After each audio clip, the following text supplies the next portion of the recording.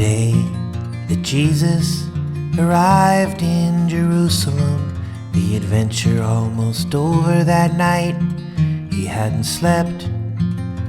Dreams and premonitions made him tired and emotional. That's why Jesus wept. He wasn't scared of dying. He made that commitment, fulfilling the old prophecy. His bargain he had kept. He was due some satisfaction, though he was deeply troubled. That's why Jesus wept. Was this his true destiny? Could he still make changes? Someone else's nightmare into which he'd stepped. Damage limitation couldn't save the situation. And that's why Jesus wept.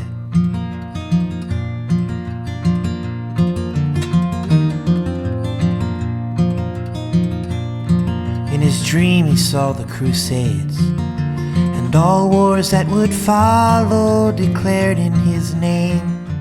When he thought he'd been direct, love thy neighbor, do not kill, turn the other cheek. And that's why Jesus wept. Then he saw the Inquisition and the burning of the saints, the conversion of the innocents he swore he would protect.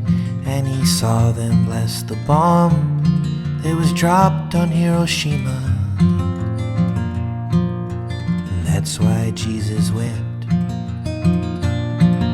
Though Peter would betray him, he made him the rock on which he built his church to sort of keep him in his debt. A man about to die has allowed some confusion. And that's why Jesus wept. Then he thought of his disciples, especially of Judas, the job that was ordained for him, the reward he'd collect.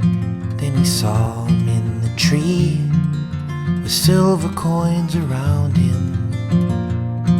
And that's why Jesus wept.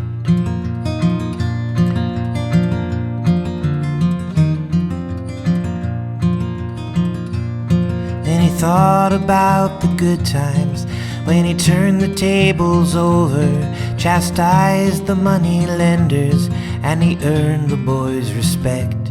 He was proud of godly anger, but ashamed of manly temper. And that's why Jesus wept.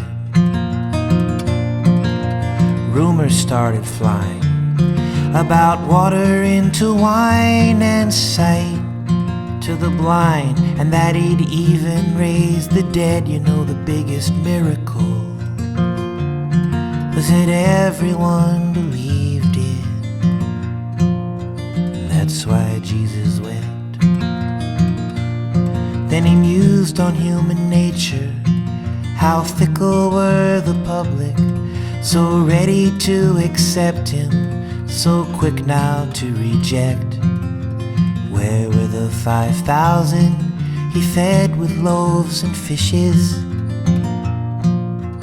That's why Jesus wept. In his dream he saw a garden with all his friends asleep, and he walked away the hours until the morning crept. And he wondered, would the nails hurt? Would he be man enough? That's why Jesus wept. Was he supposed to bear it like a man or like a god? Would tears show weakness or strength by their effect? Would they be viewed as compassion or failure and self-pity? That's why Jesus wept.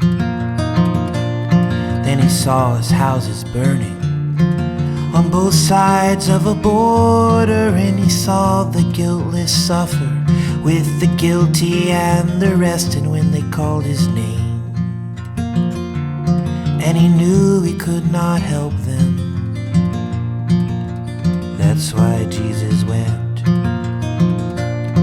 Then he saw two armies marching, and he heard the crucifixes reduced to muted superstitious jangling round their necks.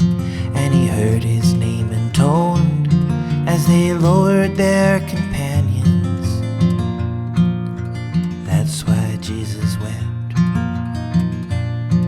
Then he thought about his mother and the story she had told him, filled his dreams with angels, put voices in his head. Then the scent of pine trees made him think of dear old Joseph. And that's why Jesus wept.